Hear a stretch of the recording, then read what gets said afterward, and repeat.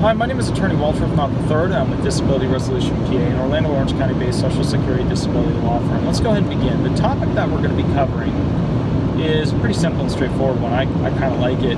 A lot of you have heard at this point that, when you're sitting there wondering, how's this hearing going? Am I doing super great? Am I not doing super great? What you should really be asking yourself is, how is the vocational expert testimony going? That's where the judge will tip their hat as to whether or not the judge thinks that you are truly severely disabled or not.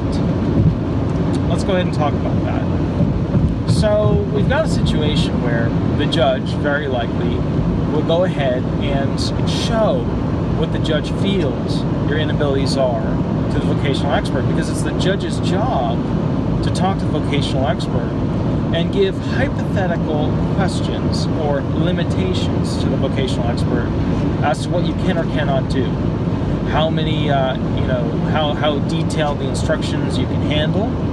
So if you're doing a recipe like you're cooking something, are they 3 to 5 instructions? Are they, 5 to 7, 5 to 8? Are they more? Are they less? Are they 1 to 3? Are they 1 to 4? Things like that. Additionals, if you can't walk very far. Okay, how far can you walk? The judge will give a preference to that. The judge might give a preference to how often you can be around co-workers, bosses, friends, family, the general public. These are all limitations that are being presented to the hypothetical question. Alright, so what is this hypothetical question crap? A lot of claimants are always like, why is there a hypothetical question? What's the whole point of this vocational expert hypo question? The hypothetical question is where the judge is creating a hypothetical version of you, the claimant. So when you hear hypo, just think you. You, the claimant, the person, are the one at the center of this whole question.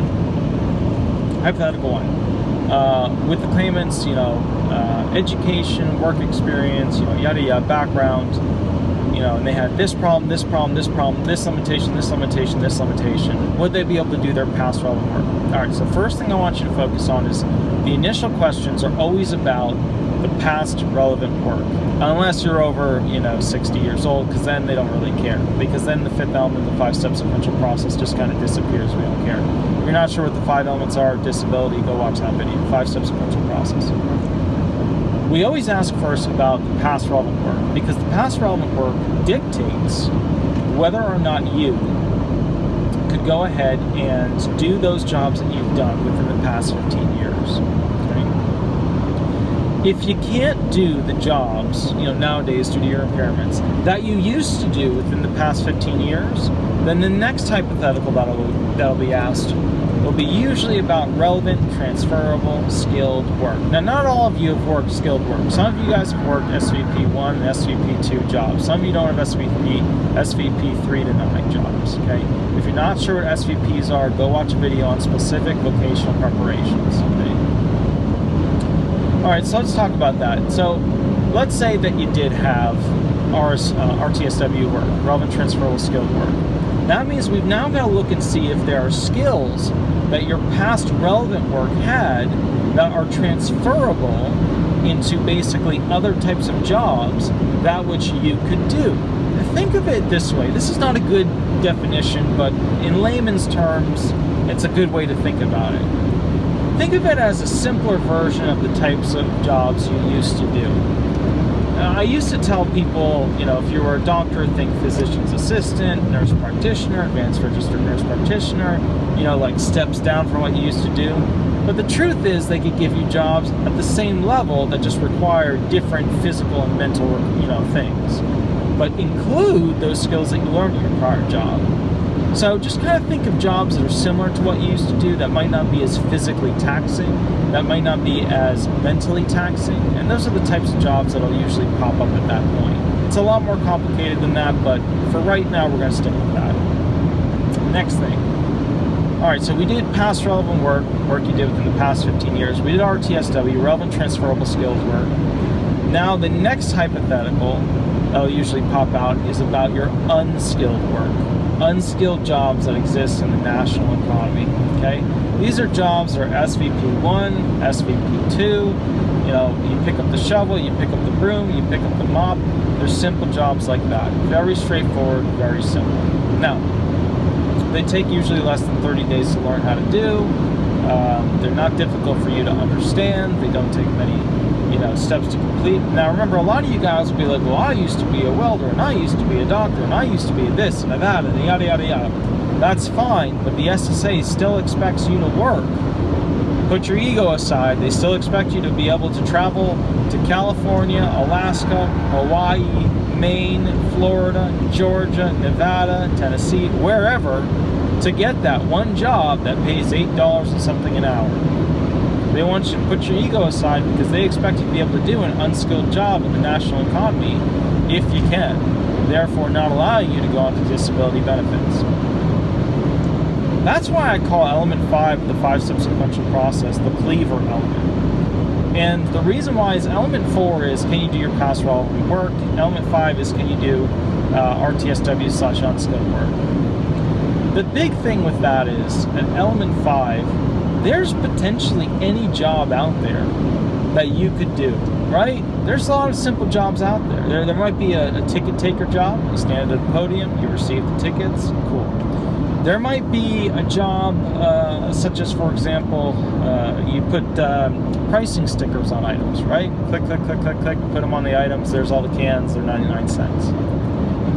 My big argument to that situation is that almost all the jobs that are in America at that light level have become what I call hybrid jobs. It's where, part of the day you're doing one thing and part of the day you're doing another thing. Part of the day you're on a cash register, part of the day you're doing inventory, part of the day you're putting price stickers on stuff, part of the day you're watching security cameras. Most jobs nowadays do not fit within the definition of the DOT book. And the government's response usually, or at least the ALJ's response that I've seen, is usually, so, it's what we have, it's what we use, so sorry, so sad, too bad. Which is not uncommon for government, systems and situations. So what I'm talking about here is when we look at the DOT, and I think the most recent one that they upgraded or changed was in 91, but the majority of them were upgraded and changed to 86. And then that's it. That's it. They didn't upgrade the jobs. Most of the jobs in that book are so god-awful, incorrectly labeled. The bio is wrong. The skills that are required are wrong.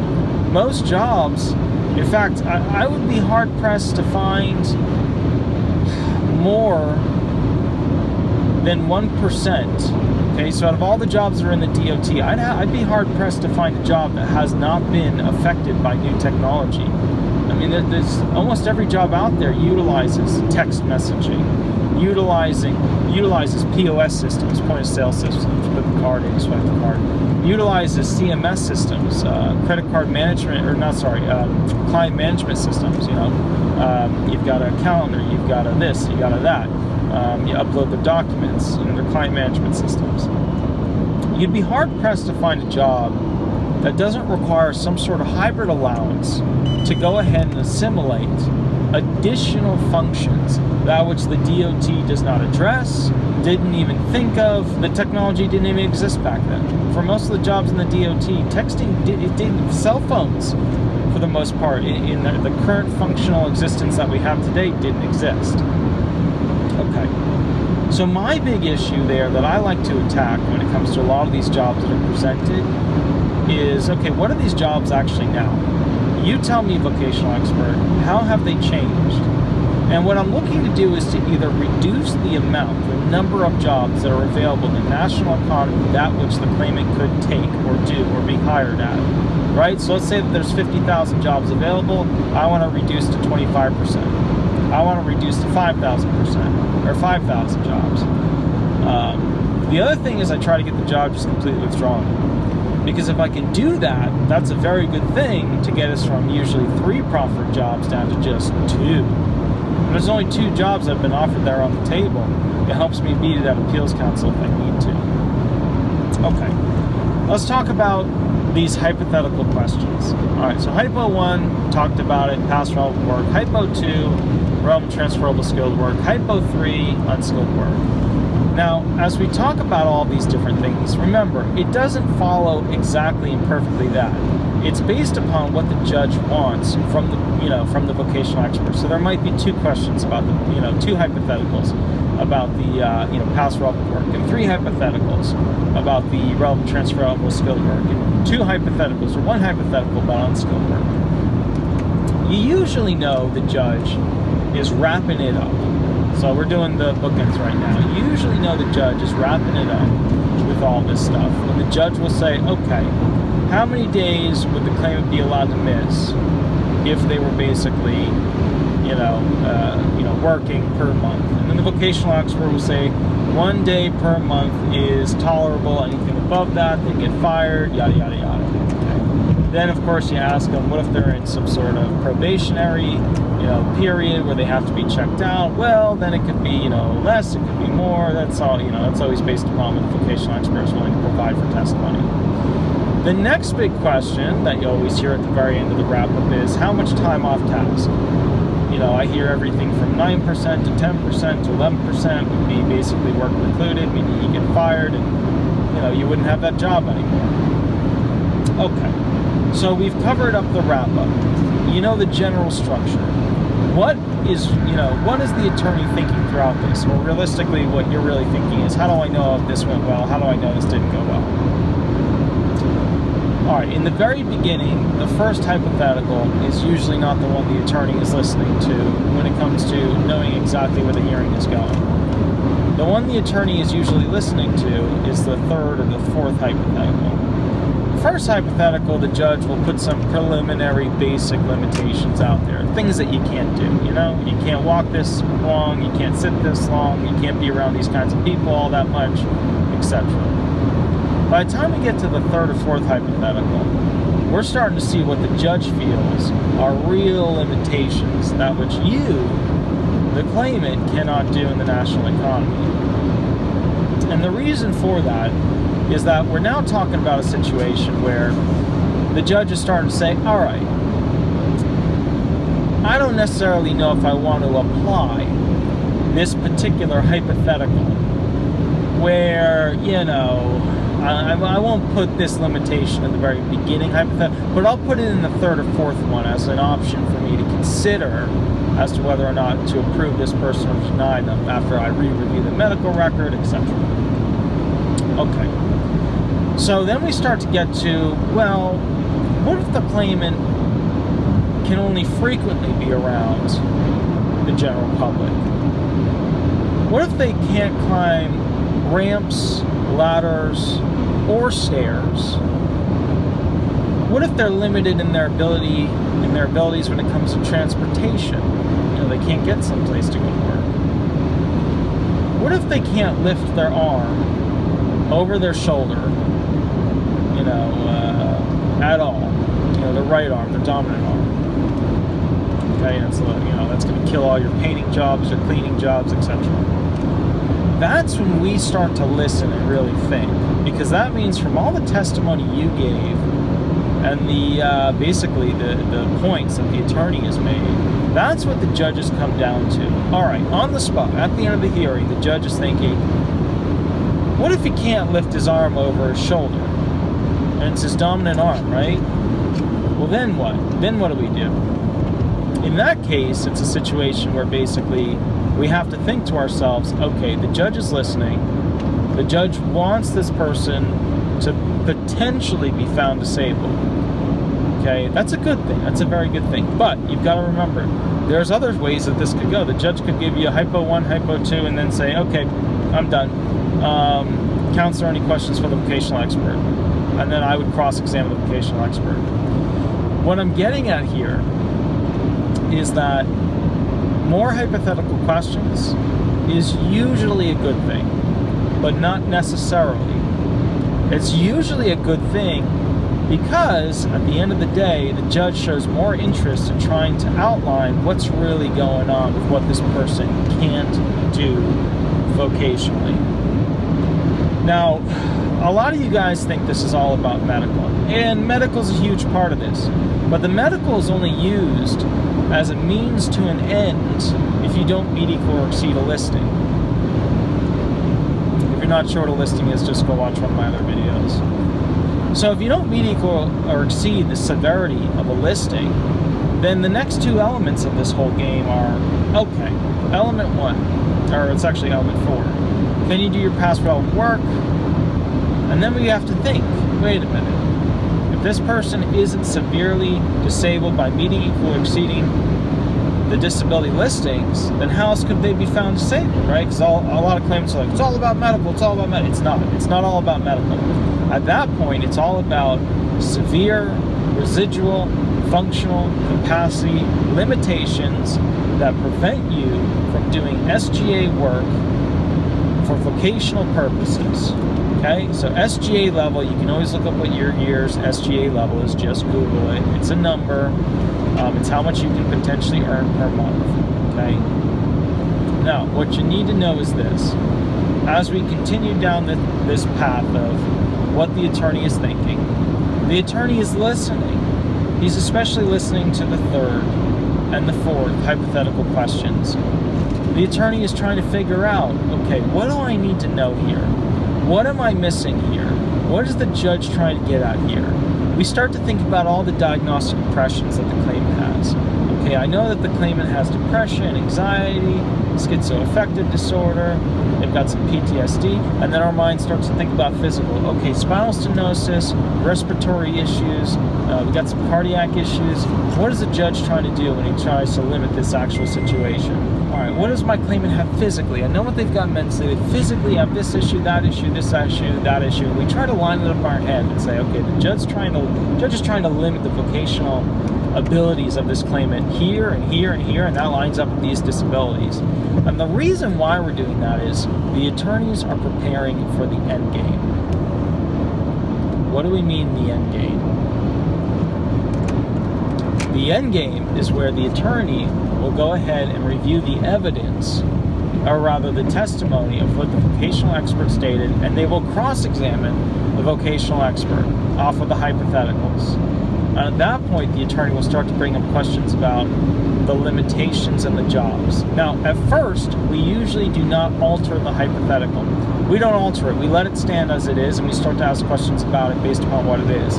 And then towards the end of it, we might alter the hypothetical, the last one that the judge proffered, to go ahead and add additional limitations as to what could be done.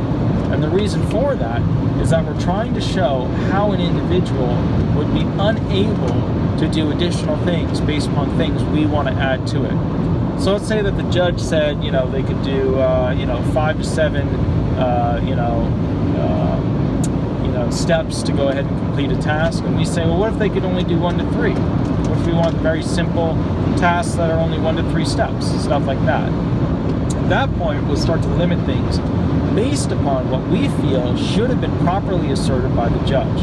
Now, you got to be careful. Some of these judges are very, very egotistical. In fact, most judges are, because they're kind of like professors. They sit in their ivory tower, right? Because they don't understand what the world's problems are, because they're just, they're seeing people come in. They don't have to get clients themselves. They don't have to interact with people and prep everything with them. They basically just get to see the end of the show and then, make a decision right then and there. So it's a very godlike function.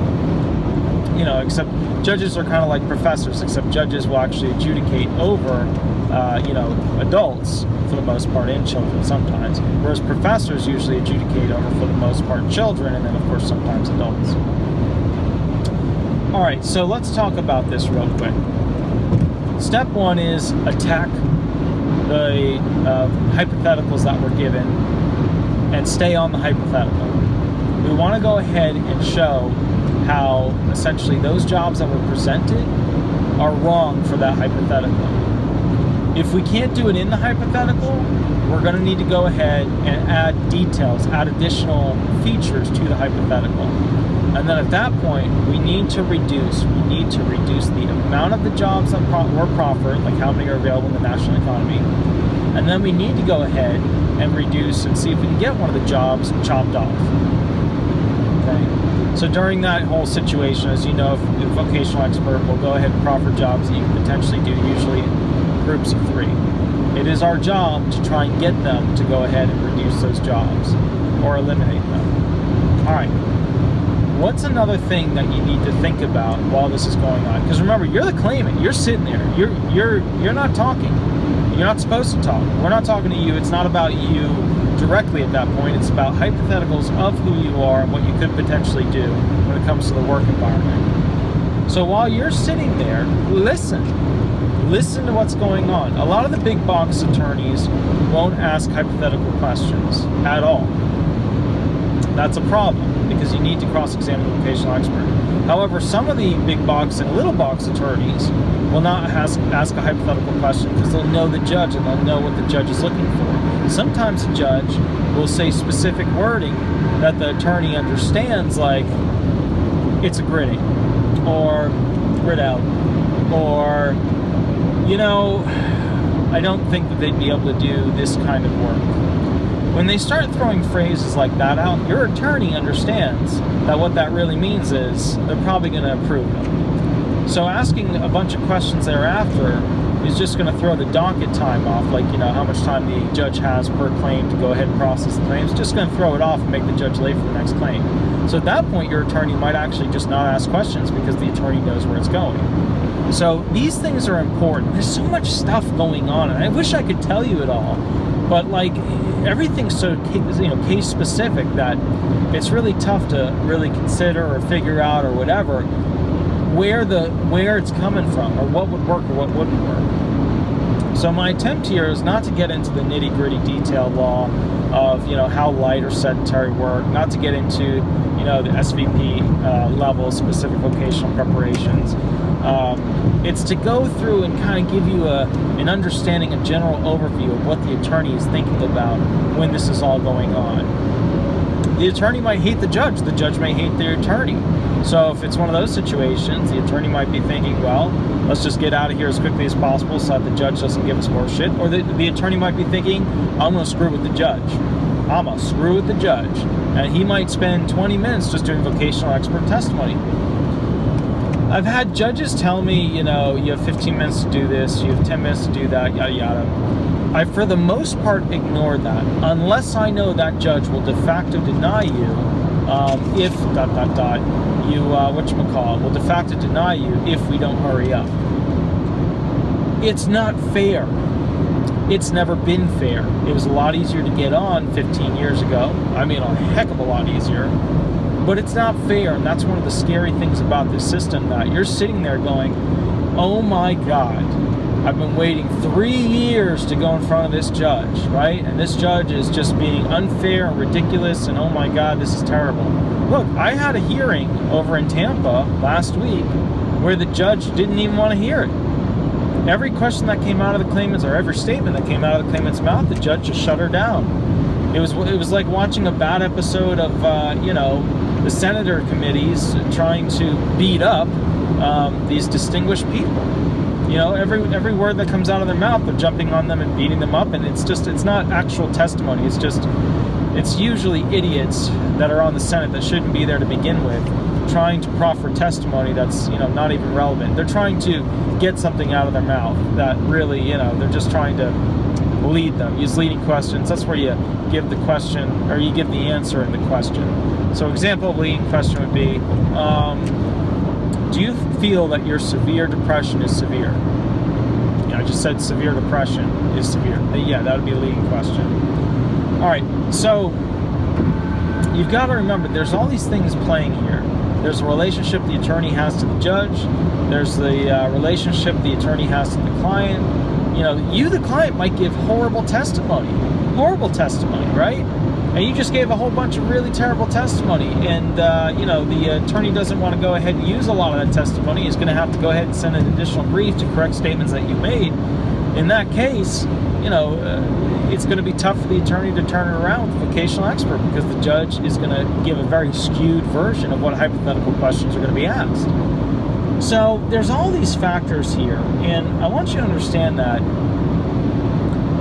if you feel that the whole, testimony, if the ultimate vocational expert, phrasing is no work precluded, there's no work in the national economy, that doesn't mean that you're disabled. That just means for that one hypothetical that there's no work in the national economy. A lot of you guys are like, the judge said I'm not disabled. Or no, the judge said that I'm, disabled because the vocational expert said there's no available jobs. No, that's not how it works. That's not how it works. It's never worked that way. If the judge concludes with multiple hypotheticals, then maybe, yeah, it's very likely. But if the judge goes through a bunch of hypotheticals and one of them they just make egregious, like, you'd be off task, 20% of the day, then yeah, work is precluded. You couldn't do any work. But that doesn't mean that the judge can't choose any one of the other hypothetical questions out there. We've gone through a lot of information. We've been driving for a while. If you have any questions about the hypotheticals or the vocational expert testimony, that's fine. Give me a call, shoot me an email, we'll go from there. My name is Attorney Walter Hnot. I do these videos to try and help you guys understand a little bit better about how it works. I've personally noticed the phone calls we get are more educated now, which is excellent. It's not just all throwing up emotion, like I should have been found disabled because I think I should have been found disabled. It's not just throwing up, we still get those. We get those all the time, but still, I want to hire you now. This didn't work out, this other attorney, they were a big bug, all that stuff. I get it. I get it. But either way, my name is Attorney Walter Hnot. If you'd like a custom video, the most up-to-date information, that's fine. Shoot me an email, give me a call, and we'll go from there. All right? Thank you so much. Bye-bye.